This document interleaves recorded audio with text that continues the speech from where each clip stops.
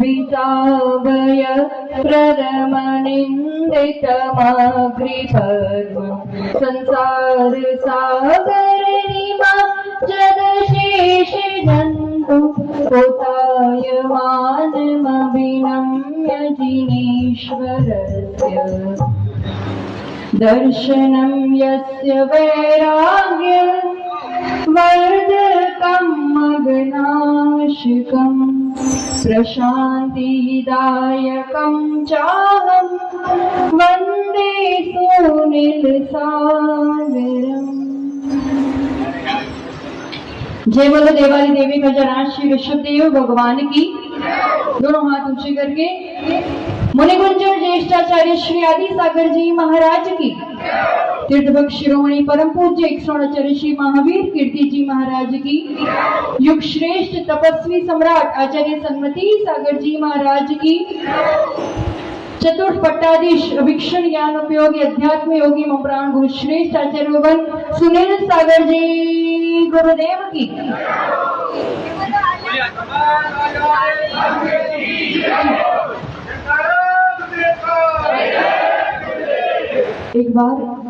एक बालक अपनी माँ के साथ डॉक्टर के पास जाता है।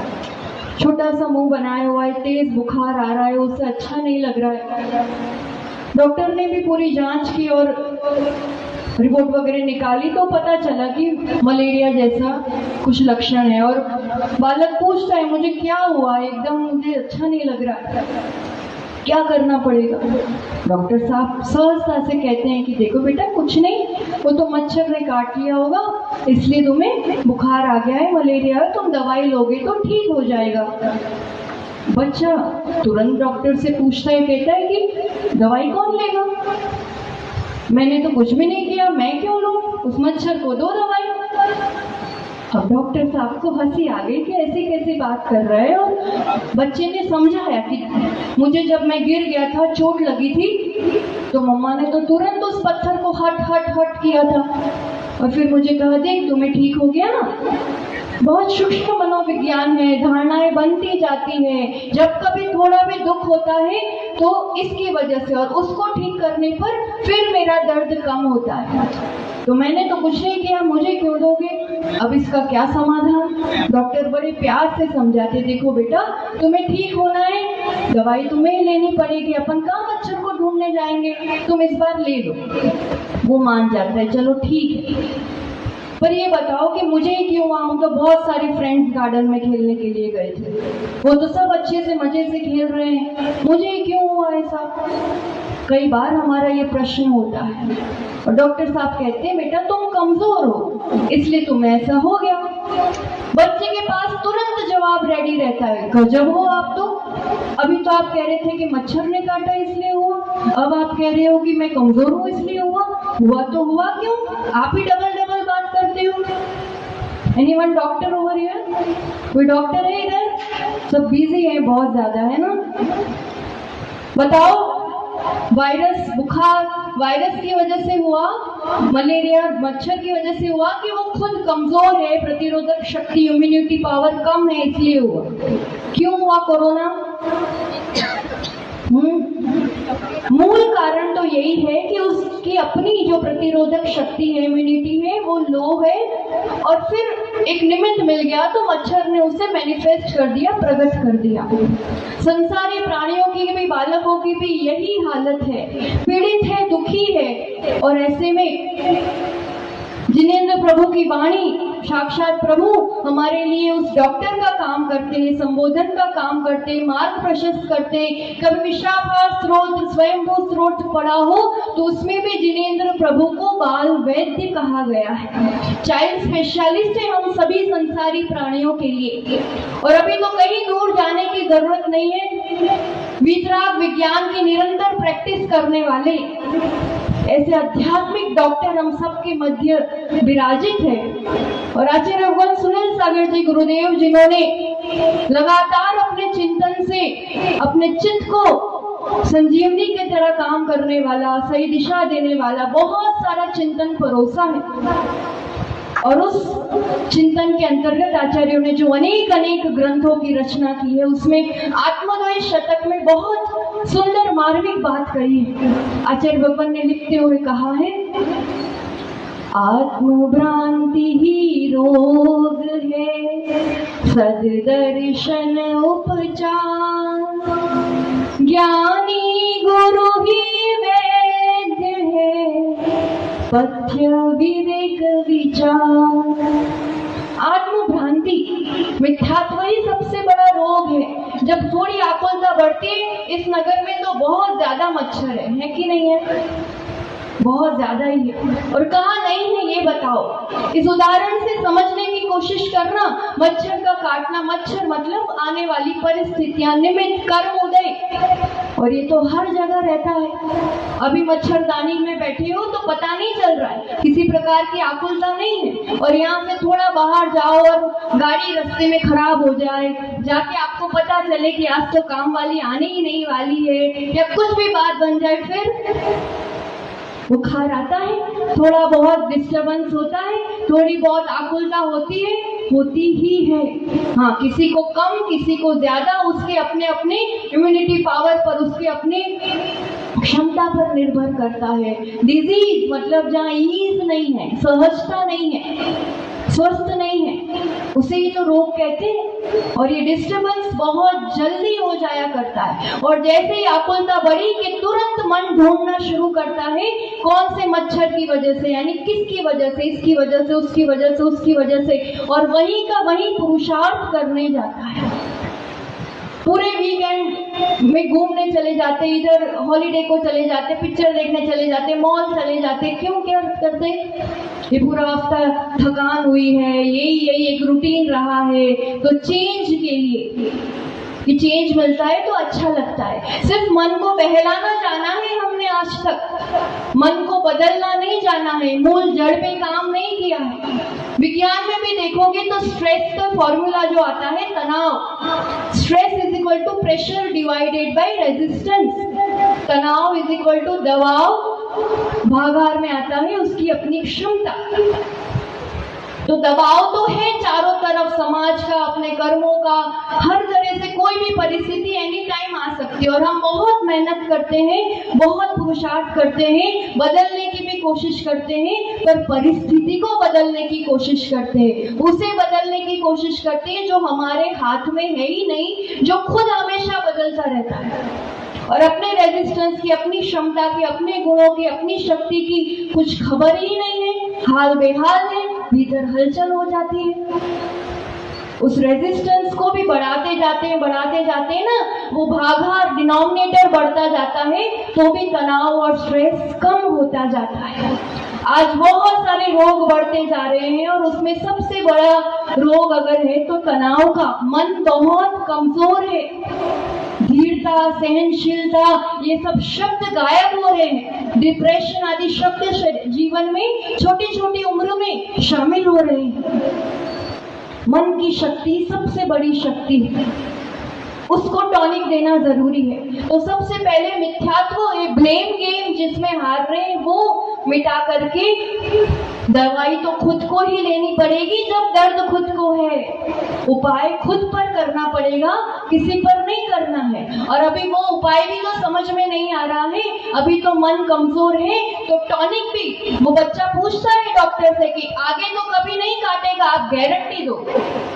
अब डॉक्टर कैसे गारंटी देगा बेटा, ये तो अपन कैसे बता सकते हैं? हाँ, मैं तुम्हें एक टॉनिक दे दूंगा कि तुम्हारी इम्यूनिटी बढ़ जाएगी, तो तुम जल्दी प्रभावित नहीं हो पाओगे। यही करना है, टॉनिक लेना सीखना होगा अपने जीवन में। और ये टॉनिक का काम करता है जो मन को सशक्त करता है, हर परिस्थितियों में सामना करने की दृढ़ता, सहनशीलता, समता, सहजता देता है, ईज बनी रहती है, और वो कार्य करता है ज्ञानी गुरु ही वैद्य है।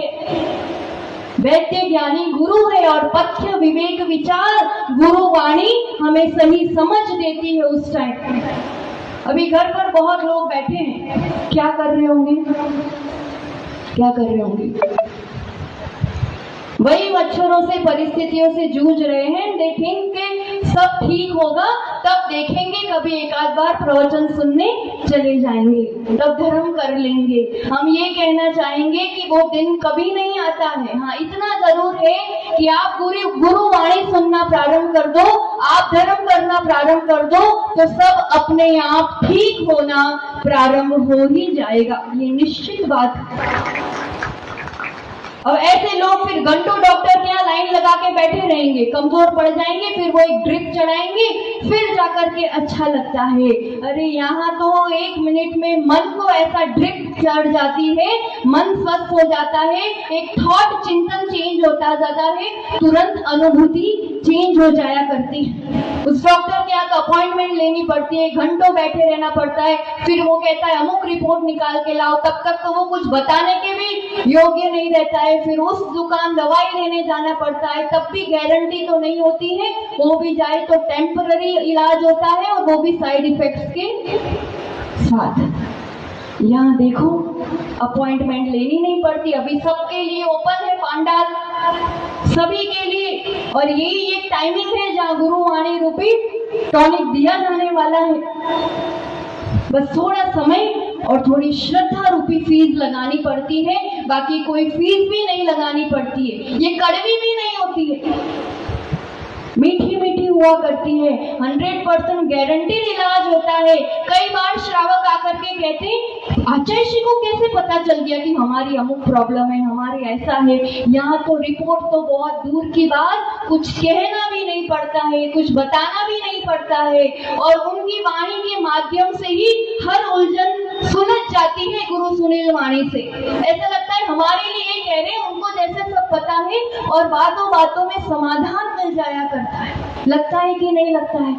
होता है और चीजें सुलझने लगती है। संसार में तो एक टाइप के डॉक्टर मिलेंगे, एक टाइप का रोग है तो एक टाइप के स्पेशलिस्ट के पास जाना पड़ता है। ये तो ऐसे आध्यात्मिक डॉक्टर हैं, वेद विज्ञानी, के सब टाइप के स्पेशलिस्ट हैं, मल्टी स्पेशलिस्ट है, आई स्पेशलिस्ट भी है। मिथ्यात्व का रोग और मोतियाबिंद हो और कुछ खराबी हो, नंबर बढ़ रहे हो, तो उनके दर्शन मात्र से सम्यक दर्शन की प्राप्ति हो जाती है और वो जीव की दृष्टि बहुत निर्मल हो जाती है। कान में जिसको बार बार निंदा और गंदगी भरने की, कचरा भरने की आदत होती है ना, उसको भी बड़ी तकलीफ होती है। फिर यहाँ जो जुड़ जाता है ये सुनने लगता है, फिर वो कचरा, वो मल भी साफ होने लगता है। इनसे बड़ा ENT और कोई नहीं होगा। न्यूरोलॉजिस्ट के पास भागना पड़ता है, ब्लॉकेज हो जाता है। जहाँ मान का कीड़ा होता है वहाँ ब्लॉकेजेस होते हैं। ईर्ष्या का कीड़ा ऐसा पनपता है कि फिर वो कैंसर जैसी गांठ का रूप लेता है, बहुत पीड़ा होती है। यहाँ तो लेजर से भी इफेक्टिव ट्रीटमेंट कि देख लिया, मुस्कुरा लिया कुछ, तो ये सब गांठें सुलझ जाती है, कहाँ डिसॉल्व हो जाती है पता ही नहीं चलता है। हड्डियां ही थोड़ी टूटती है, मन भी तो टूटता है कि नहीं टूटता है? बहुत बुरी तरह टूटता है। कौन सा ऑर्थोपेडिक आके जोड़ता है बताना जरा? कौन जोड़ पाता है इस टूटे हुए मन को, उस हताशा को, उस निराशा को? आत्महत्या तक करने को पहुंच जाते हैं। तपस्वी सम्राट, वेद विज्ञानी, आध्यात्मिक महापुरुष जहाँ खुद की साधना साधते थे, उनके चरणों में कोई पहुंच जाए। कई उदाहरण है, पर अभी गुरु पूर्णिमा पर भी जो एक भक्त पधारे थे, सबको पता है, विष्णु चौधरी जी, एक सामान्य घर से और अजैन व्यक्ति गुरु चरणों में बस आत्महत्या करने जा रहा है तो लगा पहले दर्शन कर ले और अपनी बात रखते हैं। वो हारा हुआ व्यक्ति जब गुरु का एक शब्द सुनता है, उनका संबल मिलता है, वो ऐसा जुड़ जाता है कि वो विशेष निकटवर्ती भक्त बन जाता है, जिनके लिए लिख कर दिया जाता है कि तपस्वी सम्राट का आगामी पद आचार्य भगवान सुनील सागर जी के लिए दिया जाएगा। ऐसे व्यक्ति जो आज बड़ी बड़ी इंस्टीट्यूट चला रहे, स्कूल चला रहे, उनका बेटा आज बड़ा डॉक्टर है, उस समय नहीं संभाला होता, नहीं जोड़ा होता मन को, तो ये काम दुनिया में और कहीं नहीं हो पाता है। और उनके ही अंडर तो प्रैक्टिस की है ये जो अपने सामने आध्यात्मिक डॉक्टर है, तो उनके उसमें तो कोई कमी होने की बात ही नहीं है। इस रूप से मन को संभालते हुए आपको लगता होगा आपकी जनित बेटे बेटी का मन संभाल करके उनके मन को लेकर के चलना बहुत चैलेंजिंग लगता है आज के समय में। और ऐसे विभिन्न विभिन्न जगह से स्थानों से पधारे ऐसे साधक गण हो, संयमी हो या फिर श्रावक गण हो, समाज हो, सबके मन को लेकर के यहाँ की जो केयर यूनिट है ना, वो वात्सल्य की केयर यूनिट, ऊर्जा की, पवित्रता की केयर यूनिट, उनका जो बार बार संबोधन वो गजब का काम करती है। ऐसे महान सर्जन है, कब आपको ऑपरेशन कर देंगे पता ही नहीं चलेगा। वो स्वाध्याय के बीच में ऐसी बात ले आएंगे, प्रवचन के बीच में ऐसी बात ले आएंगे कि सामने वाला पानी पानी हो जाएगा। उसको लगेगा कि यार वो सामने से ही गलती स्वीकार कर लेगा, सामने से ही कह देगा हाँ भाई तपस्या मेरा उपास है, मेरा ये है। उनको कुछ कहना भी नहीं पड़ता, बिकॉज वो सिर्फ उपदेशक नहीं है, उनका जीवन एक उदाहरण है। वो बोलते हैं पर करते हैं, इसलिए उनकी वाणी भी इतनी प्रभावी होती है कि कहने से सामने तुरंत उसका असर होता है। याद रखना, when there is no hope, then pick up this rope and you cope up from all problems of your life. जब कोई आशा की किरण नजर नहीं आती है तब ये रोप, ये रस्सी पकड़ लो एंड यू कोप अप। आप कब उससे बाहर निकल जाते हो आपको पता भी नहीं चलता है। बाकी उलझाने वाले निमित्त चारों तरफ, मन को डिगाने वाले निमित्त बहुत ज्यादा है और मन को सशक्त करने वाले निमित्त बहुत दुर्लभ है। एक अंतिम प्रसंग के साथ बात को विराम देंगे। यहीं का दिल्ली का प्रसंग है। आप सबने समत्व सागर जी की समाधि देखी है। कब, क्या, किस अवस्था में गुरु कैसे मन को संभालता है।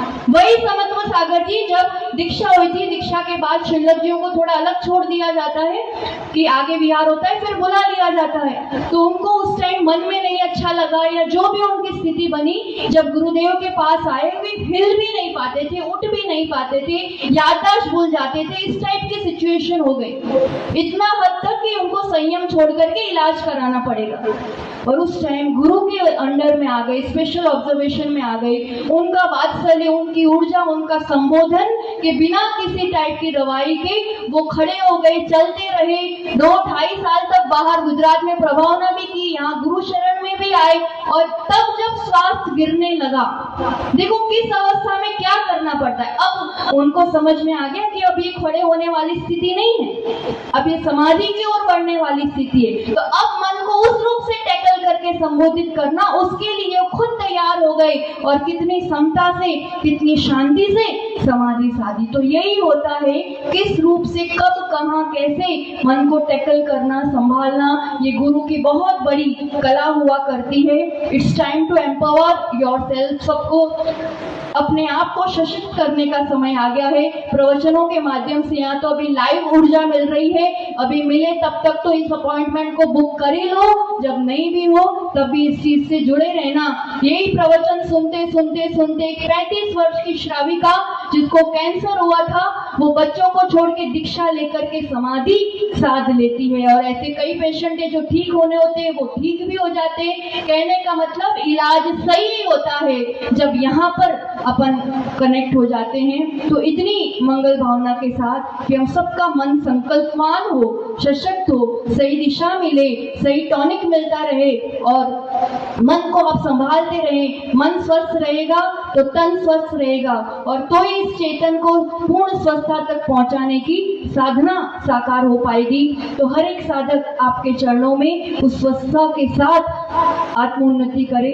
ऐसी दिव्य मंगल भावना के साथ इस आध्यात्मिक डॉक्टर के चरणों में पूर्ण आत्मसमर्पणता के साथ जय बोलो आचार्य भगवान सुनील सागर जी गुरुदेव की नमस्ते।